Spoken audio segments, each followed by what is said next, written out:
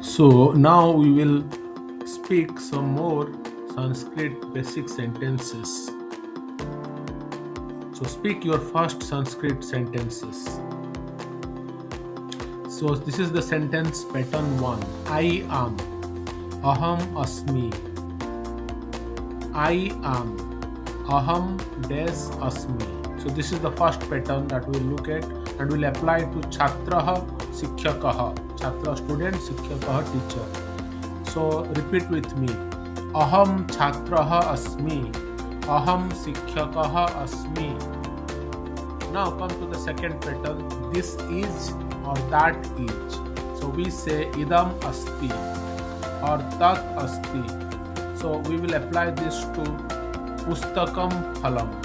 So idam pustakam asti, idam phalam asti, idam gruham asti, tat pustakam asti, tat gruham asti.